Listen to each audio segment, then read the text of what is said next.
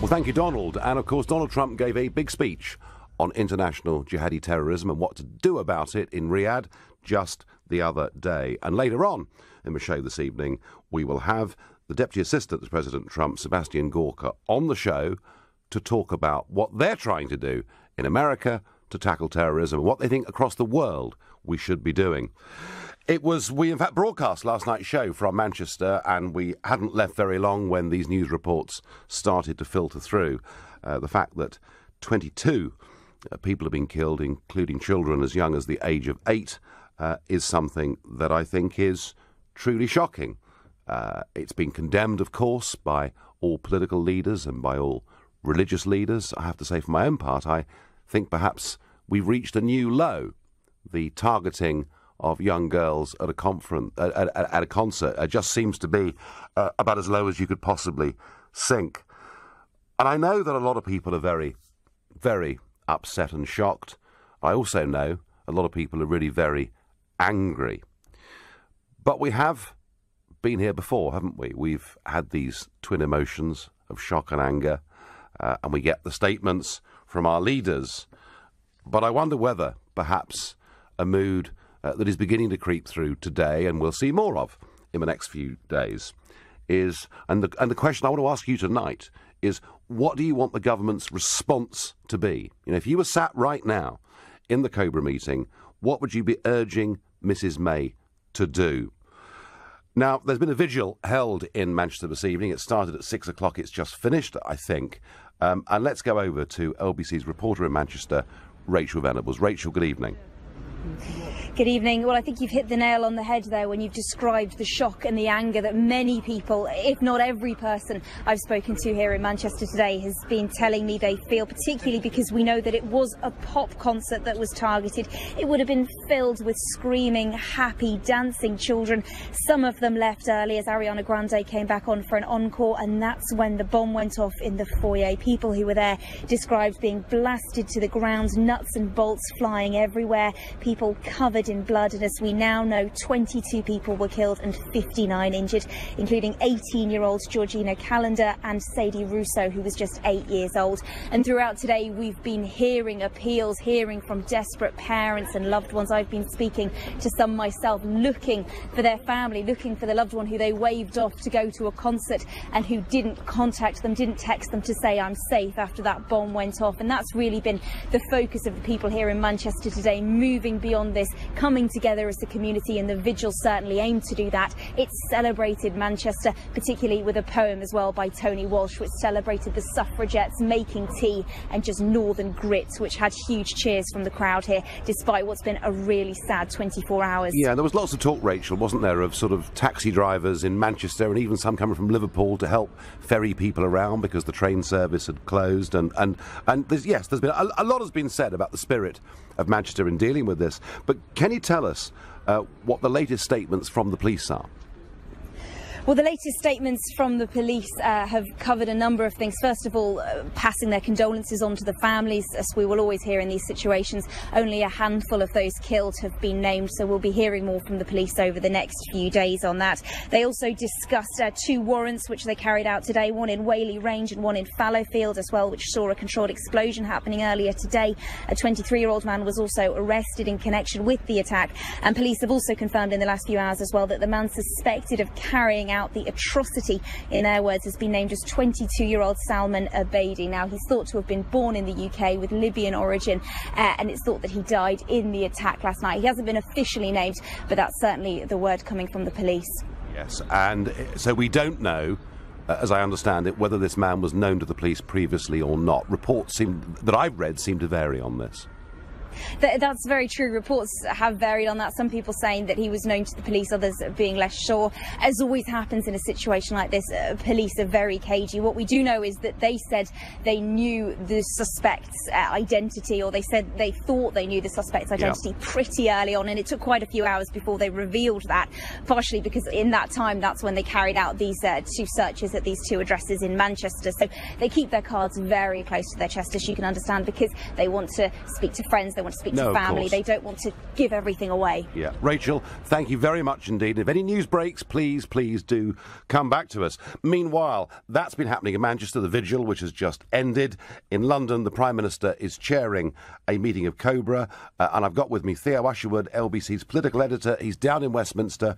What can you tell us, Theo? I'm looking at a screen of number 10 Downing Street here in our Westminster studio, Nigel, and I've yet to see Theresa May walk through that door into committee briefing room A to chair the second meeting of Cobra, the government's emergencies committee. At that meeting will be the Home Secretary Amber Rudd, as well as police chiefs. We can also expect the Transport Secretary Chris Grayling and Michael Fallon to be there as well, and they will be discussing not just the police's response in Greater Manchester, but also, I'd imagine, the threat level as well. Currently it's at severe. Will they decide to raise it to critical?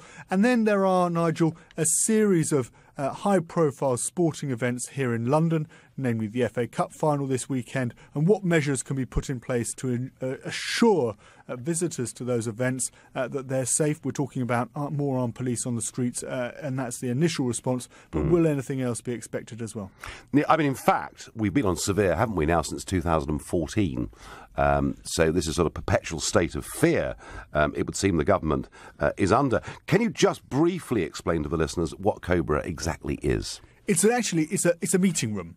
It's a meeting room, but it's where they convene all the top level intelligence people from MI5, MI6, GCHQ, as well as officials that might have a specific interest. So, for instance, when we had that hacking case into the NHS, that involved NHS officials. Now, clearly, in this case, as far as Department of Health officials will be concerned, that won't be necessary. Although I'm sure there'll be some advice as to the exact situation at those 8 Manchester hospitals. But you get the picture. People are brought in according to the expertise that are needed for a particular emergency. And obviously now the focus is on trying to find out who this man's associates are, who his friends are, where he may have got the materials for this explosive device from. This is, Nigel, different to the Westminster Bridge attack. It is different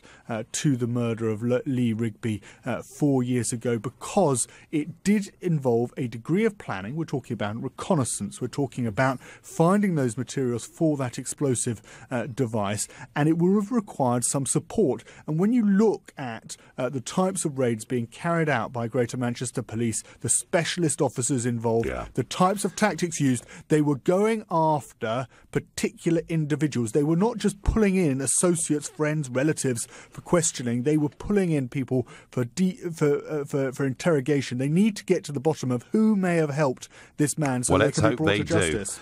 I'm sure I speak for everybody listening to say let's hope they do. And just briefly, Theo, what are the implications? I mean, there's never been, as I understand it, a terrorist attack that has taken place during a general election campaign. We had the murder of Joe Cox that took place in the referendum last year, but this has never happened before in a general election. How long do you think campaigning is going to be suspended for? You're quite right to mention that's true. I think what we're going to see, and it was mentioned today that there'd be a suspension. It was said today there'd be a suspension of national campaigns. So Theresa May, Jeremy Corbyn, Paul Nuttall and Tim Farron will lay off the campaigning at a national level for the time being. I think tomorrow we'll start to see a bit of local campaigning, the delivering of leaflets, knocking of doors by a few candidates, and of course the main party leaders hadn't ruled that out. Friday is the day when we're expecting it to be stepped up again. But of course, Theresa May and the Conservative campaign has been very much about her personally. Yes. Is going to be in Brussels for NATO and then Sicily for the G7. And so she won't really be taking part in campaigning properly until Sunday. And we know that, in actual fact, the Conservative leader doesn't really like to campaign on Sunday. So in many ways, it could be that we don't really see a proper resumption of the campaign until Monday. Yeah. Theo, thank you ever so much indeed. Well, imagine that you're there at that Cobra meeting, which hasn't actually started, was supposed to start, but is about to start. Imagine you're going into that meeting. what do you want the government's response to be? What would you say to Theresa May needs to be done? Let me know. Call me on 0345 6060 973. You can text me on 84850. You can tweet me on @LBC using the hashtag Farage and LBC. You can watch us and comment, of course, on LBC's Facebook page too. And I'm going to go first to Emma in Ealing. Emma, what do you think the government should do? Hi, Nigel. Well, quite frankly, I want the government to clamp down on what's going on in the UK. First of all, I'd like to say that I integrate and I work with a lot of Muslims. I'm a teacher. Yes. And yes, of course, there's lots of lovely Muslims out there. They're wonderful people, fabulous. And they're not all terrorists, I don't think that at all. And they're not all extremists. However, I've watched many programs now there was one particular one that's really shocked me because I only watched it a couple of weeks ago, but it was aired apparently a couple of years ago on do you know Stacey Dooley? She did a documentary about her hometown, which is Luton. Oh, that's right. And she was there attending a march by Muslim people who were protesting about a woman who had been arrested. I'm not quite sure of the details of the arrest. And there were hundreds and hundreds of these Muslim people, and they were all attacking Stacey Dooley, saying that she was a disgrace for wearing this lovely long dress that she had on because she looked naked to them, and they were absolutely inciting hatred against British. But so why would people living in what would have driven them, if what you say is absolutely true, what would have driven them to incite hatred? What's going wrong? I don't know. I really don't know. It saddens me greatly. I know there's some people who would want to live here peacefully, but I don't know. But they've obviously come from countries that they're trying to get away from, so I would have thought they want to come here and live here and bring their children up in a very peaceful and wonderful environment. I mean, I think the UK for me is a wonderful country. We're incredibly tolerant. Yeah, we have been, certainly. I can't understand why these people can't embrace that. And you know, they don't embrace that. They do not integrate. There's so many things we need to do. On that video, every female Muslim was completely covered up. You could not see her face. That is frightening to me. Would that be your number one thing that needs to be changed, Emma? Absolutely. Ban the veil. I'd even go further than that. I would ban the headscarf for children under the age of 18. Because I think it's actually quite an awful thing to see. I see little kids in school, aged 5 and 6, wearing a headscarf. I kind of find it quite cruel. Emma, you've made your point very clearly. Emma wants a ban on the veil, on the headscarf for children. If you disagree, get involved, let us know. The country is a sadder place today without any shadow of a doubt. The murder of 22 people, including children as young as the age of 8, has shocked people, horrified people, saddened people, and angered people too. But we've heard before our leaders telling us that they'll stand firm and they'll be resolute. But I'm asking you tonight, what do you want the government's response to be? What do you want them to actually do? If you were there at that Cobra meeting tonight with the Prime Minister, what would you be urging her to do? Edward in Northampton, put yourself in that room. What's the one thing you think needs to be done? Good evening, Nigel. Good evening. It's the first time I've ever spoken to you. Well, welcome. Welcome, but sadly on this very, very macabre subject of what happened last night. Yes, it is. I think they should seriously bring back in a big way stop and search. Yes. Definitely. I believe, I'm not 100% sure, but I believe that when we had it, which it was only a few ethnic minorities that complained about it, I'd have no problem being searched any time of the day or night, Nigel. No problem at all. But if you're dealing, Edward, with something like knife crime in London, which apparently is at epidemic levels in some boroughs, so there are hundreds of people carrying illegal knives, I can see in that case why stop and search would find a lot of people with knives. Yes.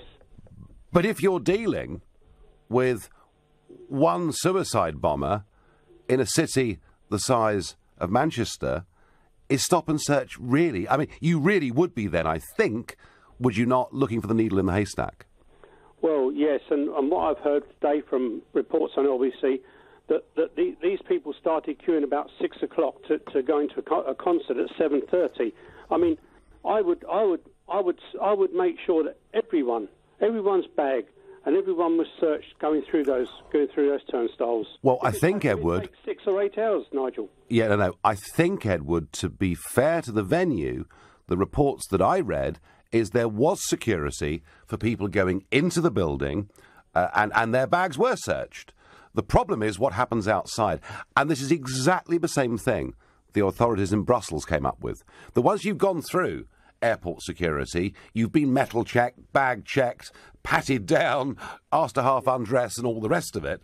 But as you actually arrive at Brussels airport and drop people off, it is effectively a public space. And the problem with what happened last night was it happened in what was a public space. I'm not pretending for one moment that dealing with this is easy. No. But what worries me, Edward, is why and where are people being radicalised? That's the bit that really gets me. I heard today again on the news that trying to get into Windsor Castle, you're searched before you even get anywhere near the grounds. Yeah, well, we may, Edward, we may be heading towards that. The danger is that in fact all we do is push the problem to another place. Edward, you've made the point. The police need more powers. They need to stop and search people and not be worried about being criticised for profiling by religion or age or sex or race or anything else. Edward, I thank you very much for your call. Brad in Stoke-on-Trent, what's the one thing you think needs to be done? Hi, Nigel. Thank you for talking to me. I think there's a real problem. I think what we've got is we've got people being radicalised on things such as social media. You've got young people that don't feel part of society and feel segregated and feel like they don't belong to anything, and that's why it's so easy for them to get radicalised through social media and websites. It's easy to go on and do a Google search and watch a few propaganda videos and end up with all these crazy ideas of going and doing these things. What is the one thing that we need to do? I don't think it's as simple as putting it down to one thing, if I'm honest with you. No, I didn't say it was, Brad. I said, what's the one thing you would suggest? That was all. Sorry. Yeah, I think the thing is, Nigel, is the one thing that I think that we need to do is we need to be a bit more close circuit. Like, this person was on the watch list. Now, I imagine that there's thousands and thousands of people on the watch list, but why are they getting forgotten about? Why is nothing being done about that? These people need to be monitored. We need to have people monitoring these people so that they are not able to sort this. But the problem is there's a lot of terrorists that are already over here in the UK. I remember when the refugee crisis was happening, and potentially sort of still is, when the refugee crisis was happening, ISIS said themselves, we're going to send fighters onto boats. There was people throwing the passports in the sea saying, yeah, I'm a refugee. At the end of the day, the problem is that they've already been integrated into our society, and they're now being spread out across the country. And we can't do anything about it. We're going to struggle so much to do anything about it whatsoever. And it's hard, because as I say, these people who got killed were innocent young people. Of course, and that is the type of people that they target. They target the innocent. So the internet, though, you think is potentially a really, really dangerous problem in all of this? It's a breeding ground. It is a breeding ground. It's so easy to go into a Google search and find any ISIS propaganda, anything like that. So should we, Brad? I'm just going to ask you this very simple question: should the government be, to whatever extent it can, somehow regulating the internet? I would like to see that done, and I don't know how it would be done. But to be fair, there needs to be something more. There needs to be something more done. It's easy, These people are getting these ideas from the internet. Brad, thank you. You've made your point beautifully and clearly. And I get on text, this Cobra should change its name to Bambi because it does nothing. And if they don't this time, then we the people will have to, says Steve from Sutton. You cannot expect security services to catch everyone, but staffing needs to be reviewed and, if requested, increased. But mindful that our lives cannot change, says Cindy. Cindy, I have a feeling that our lives in many ways have changed already. Just catch an aeroplane flight and you realise that our lives have changed as a result of the threat. And here's the one that I was expecting and I've been seeing today. The government needs to round up and isolate the 3,500 jihadis that were allowed back into the country. Well, I don't think 3,500 jihadis were allowed back into the country. I understand the number is estimated to be between 500 and 1,000 people, British passport holders, who've left these shores and gone to fight for ISIS in Syria and then come back into the country. And yes, they are dangerous people. They've been brutalised and they've learnt to make bombs and to do all sorts of things. And I would love to think we could stop any of them coming back into our country and, frankly, in my view, take their passports away. But the 3,500 number, it's 3,500 suspected jihadi terrorists that are living in the United Kingdom. And there is a question here. Do the security services have sufficient resources to monitor 3,500 people? And I've seen even quite well-known national newspaper commentators today suggesting that we should round up the 3,500, a sort of, I don't know, what would it be, a British Guantanamo Bay or whatever it is. I have a feeling that that won't happen. I think it probably in any country in the European time zone perhaps has too much of the shades of the 1930s about it. But make no mistake, listeners, there are quite a lot of people out there today suggesting that's what we need to do. I'm going to ask Darren in Barnsley. Darren, good evening. What on earth do we need to do? What do we need to do, Darren? What would you do? What would you tell the Prime Minister, Darren? I've just sat and listened to your callers and what you've just said. Yep. And you've basically taken words out of my mouth, if I'm quite honest. That's all right. That's all right. So, yeah, this is thing. You could do a Trump thing and ban all Muslims coming into the country, but then you've got to... Well, Trump, to be fair, Trump, to be fair, wasn't actually doing that. But you've got the problem. You've got the problem. See, the thing is, you've got Muslims, and then you've got people who are extremists, and that is the issue. You've got the issue. The issue is you've already got the extremists here. Muslims is probably the wrong word to say, but somebody needs to stand up and tackle the problem within. So firstly, what I do is anybody with terrorist links or known terrorists, that is the words what I can't comprehend. When something like this happens and then somebody turns around and it comes on radio, comes on news that there were known terrorists. They were known. So why on earth has this been allowed to happen? So what needs to happen is, number one, if you've links, or if you've been to Syria and you've come back and they've got an idea, they need to do exactly what you've just said. So somebody, if somebody, Darren, living in a community not too far from you, had been out to Syria and come back, do you think their own parents or their own brothers and sisters should report them to the authorities? Well, that depends, because if they've got family in Syria, it's like anything. You can lock paedophiles up, can't you? If somebody's looking at wrong things on the internet, they know somehow. So if somebody's looking at, it's like grooming, isn't it? You get the kids. So if you ban Muslims coming in, you try and stop the Islamists. And the other problem, Darren, is there are 3 million people of Muslim faith living in this country. If we were seen to act in too heavy-handed way, or if we were seen to presume people were guilty before we thought they were innocent, we might actually radicalise even more people, Darren. Exactly. And I think the only party is the Muslims themselves. They need to sort it out. Darren, you've made the point beautifully. I thank you. In a moment, we're going to have Sebastian Gorka straight from the White House talking to us about Trump's speech, talking to us about Trump and the White House's plan for us all across the world, including Muslim states, needing to work together to deal with this evil. Well, in the wake of the horror in Manchester last night, there's been condemnation of what happened, not just from British political leaders, but also from leaders all around the world. And this is what President Trump had to say. I won't call them monsters because they would like that term. I will call them from now on losers because that's what they are. They're losers. I like that phrase, losers. Well, I'm pleased to say that joining me now, I've got Seb Gorka. He is the Deputy Assistant to President Trump. He's also the author of a book called Defeating Jihad, The Winnable War. And I have a signed copy of that book, Seb, and it filled me with some optimism, I have to say, that things can be done. Welcome, Seb, to the programme. Thank you. That was the point of the book. We defeated the West Britain, America defeated the Nazis. We defeated the Soviet Union. We are facing totalitarians again. This time it's global jihadists, and together we will defeat them as well. Well, I think that's the message that the people of this country need to hear today. I was very interested that shortly after we heard that this bomb had gone off in Manchester last night, but without knowing, who the perpetrator was, you put out on Twitter that the Manchester explosion happens on the 4th anniversary of the murder of Fusilier Lee Rigby. Dates matter to jihadi terrorists. Can you just explain that to us, please?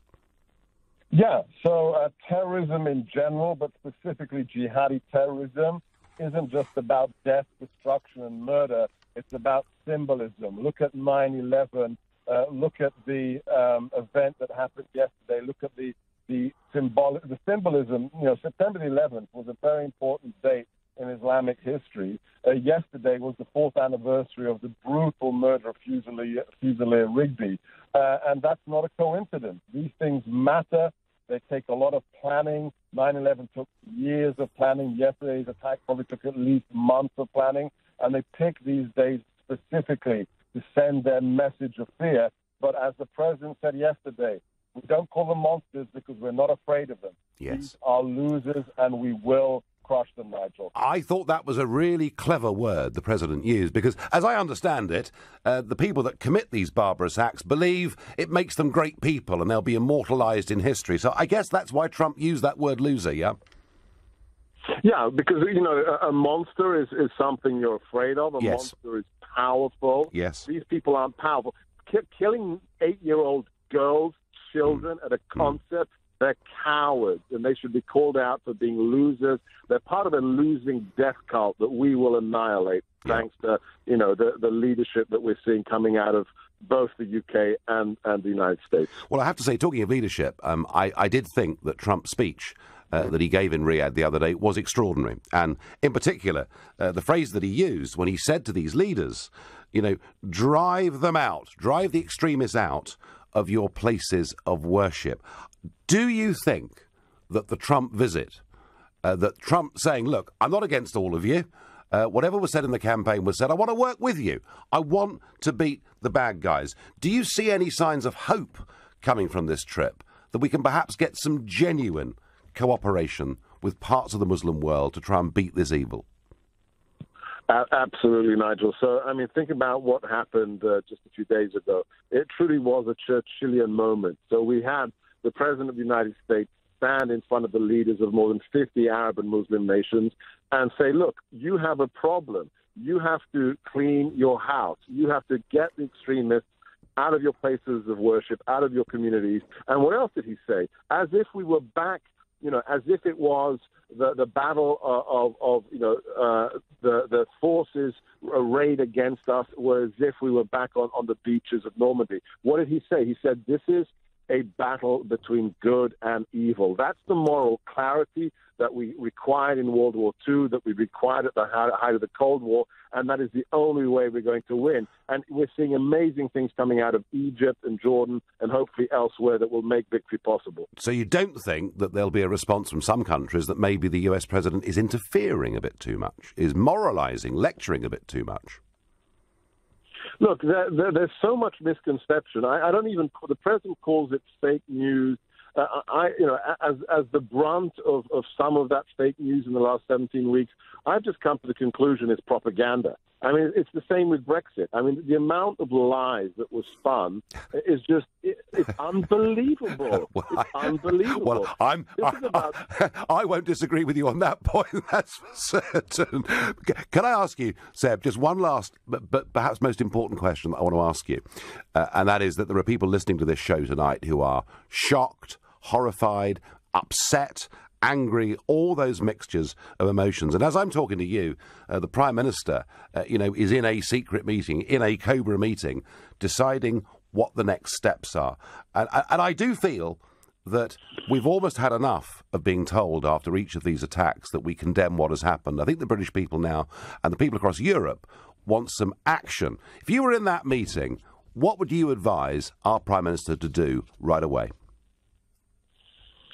Exactly what we've been doing here for the last 4 months. Nigel. First things first, no more political correctness, no more censorship. We talk about the enemy as who they truly are and the ideology that drives them, global jihadism.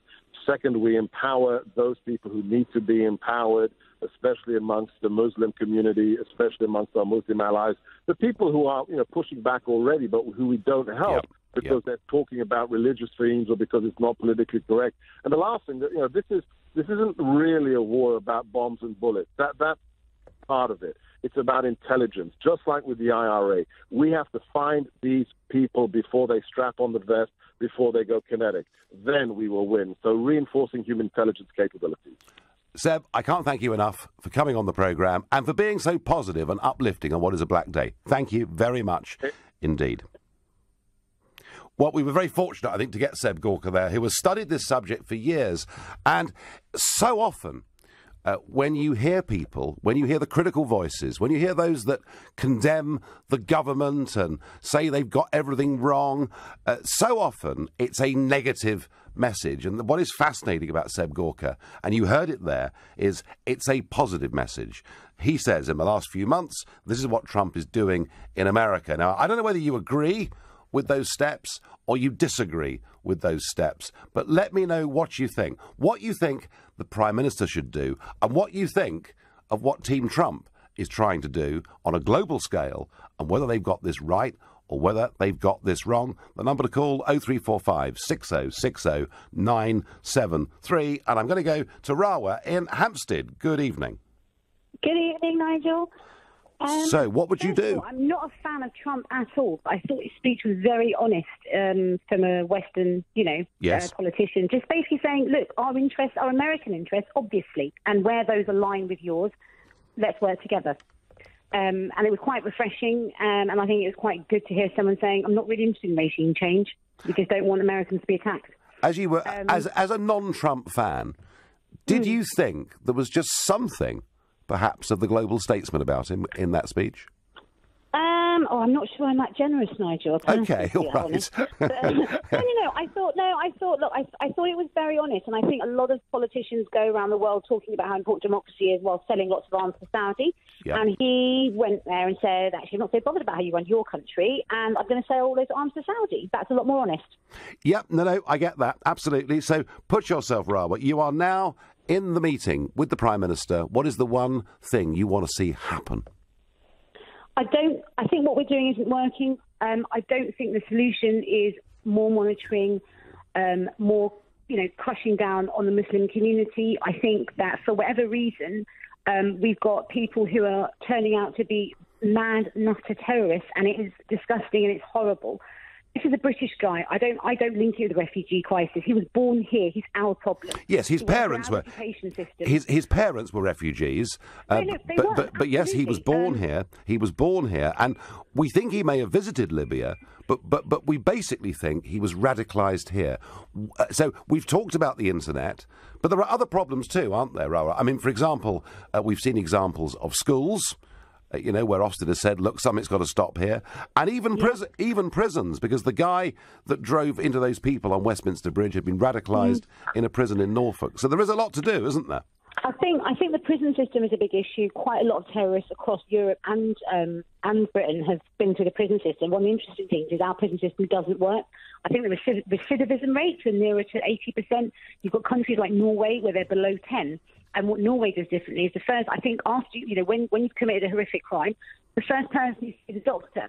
Now, it's not that you're going to avoid sentencing or avoid jail, but I think the Norwegians understand that there is a vested interest for all of society for people to not come back out with better skills, maybe a bit of jihadism under their belt, and feeling really angry with the system. Prison's expensive, and it's particularly expensive. People are going in and out of it. Robert, I think I would look at the Danish models, and I would look at Scandinavian models. You are very right. I'm not hug a hoodie, but what we're doing is not working. You've made a very powerful point. It's not working, and prisons are a real problem, and I thank you for your call. In a minute, we're going to look specifically at radicalisation in prisons with the help of an expert. Whilst we're sad, angry and horrified at what happened in Manchester yesterday, we're trying, in this programme, to find some solutions. We're trying, actually, to find some advice for the Prime Minister, because I think what people are feeling is that we get the words every time something horrid happens, but what we don't get is enough action. Now, my next guest this evening is Hanif Kadir, who is the CEO of the Active Change Foundation and author of Preventing and Countering Extremism and Terrorist Recruitment. Hanif, good evening to you and welcome to the show. Good evening, Nigel. Thanks for having me on. No, not a bit. Sad day, eh? Very sad indeed. I say we're sad, but we are trying to be positive. We're trying here not to just throw our arms up in the air and despair. We're trying to look for possible ways forward. I just would like you to tell me very quickly what the Active Change Foundation attempts to do. We started it off in 2003 to tackle the problem of radicalisation and extremism within our communities. In 2003, when everybody thought I was dreaming and I was imagining things, and look at now, 15 years on, we are still fighting the same problem. So the Active Change Foundation works with young people and communities right across the board. Yes. Outreach and engagement, we go right into the communities and we engage with individuals of concern. Why? I mean, clearly we've got the internet, we've got schools, we've got prisons. I mean, with all these years of experience looking at this, is there any one area in particular that really worries you the most? Every single area worries me the most, Nigel. All right. I mean, we're talking about internet now, but let's go back 10 years. 7/7, they weren't radicalised on the internet. So radicalisation happens in our communities at every level. Institutions are vulnerable to radicalisation. Prisons, we know that is a fact. The problem that we've got here is that there's not enough being done effectively by organisations that are at a grassroots level to tackle the problem. And the reason that is because we are led by a government that's become so risk-averse that if we want to tackle this risky problem, we have to take certain risks. And if organisations like us are not allowed to take those risks, the problem's only going to get worse. You will obviously have looked at Theresa May, who was Home Secretary for 6 years, and, does she understand the depth of this problem? Is she the right person to tackle this? 64 million dollar question, Nigel. How do you want me to answer that? The truth or the alternative fact? Well, I don't know. I mean, I guess the truth might be handy. Absolutely. The truth is, I don't think she does understand the depth of this problem. And I've worked very closely with Theresa May and her team. And my conclusions will remain with me. But I think that, in all honesty, I don't think the whole team fully understand the level and the depth of this problem. If they did, they would allow us to continue at the pace and the level that we have been doing for so long. For nearly 15 years, we were championed by the Home Office. We were doing successful work. But there's a lot of organisations that are out there engaging with communities. Effective outreach is not happening. Effective understanding of the problem and expertise where it's needed is non-existent. And if you were sitting in that COBRA meeting now, what would you say needs to be done right away? I would say what I've said before. Let's do what they are doing, tapping into the human resource, and they are changing them to become monsters and losers, like Donald Trump said. Mm-hmm. We can tap into that human resource and turn them into assets. We have to be able to take risks because it's risky business. We can stop this problem. I am confident. I have demonstrated how we can stop this problem. We need to be able to do the work that needs to be done and not be dictated to by central government. OK, but it's not easy for central government to know who to trust to do this, is it? Exactly. But then, since 2003, we've helped shape the Prevent agenda. The Prevent agenda, let me tell you one thing. From my perspective and from the work we've done, it's the best thing since sliced bread. It hasn't been communicated effectively to the communities. The communities have lost trust in the government because we haven't demonstrated the effectiveness of it. Now, the government wants to do that only at a time when people have become so suspicious of Prevent, they don't trust it. So any organisation that's associated with government is no longer trustable by communities. So really, your message is that there is great work we have done. There's a lot more great work we could do. We just need to empower the right people to go out there and do it. So basically, it's still a positive message, but one tinged with a bit of frustration, Hanif. Of course. I mean, there is no doubt in my mind, and the team that I work with, the people I've met, police officers, security officers, civil servants even, that we can tackle and we can stop this problem. It lies with the risk averseness at a ministerial level and not allowing organisations like us across the country to get on with the damn job. And one last little question for you. Who out there amongst the British-born Muslims, what type of person is the most vulnerable to being radicalised? Everybody's vulnerable to being radicalised. Wow. Hanif, thank you very much indeed for your call, and well done for all these years you've been doing your utmost to fight this horrible, horrible disease, and that's what I'm going to call it, because it is like a very nasty, unpleasant disease. And on Twitter, I get, we should act on intelligence before the killing, not after. Yeah, actually, the authorities tell us they have stopped 13 major terrorist attempts over the course of the last few years. And do you know what? For once, I do actually believe the authorities. Every person who's been to Syria and fighting for ISIS and returns to the UK should either be locked up or deported. End of. So I'm getting quite a lot of messages through like that. It should be a straight, heavy nicking for anyone that puts up anything to do with ISIS online, the same as it is for child abuse. Interesting, the internet has provoked a lot of response.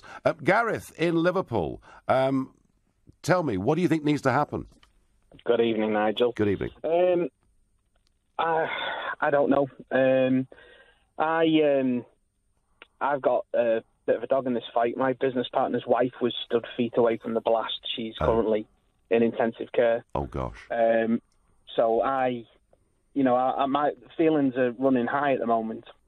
But the problem is there's an all too familiar pattern emerging with the perpetrator of this.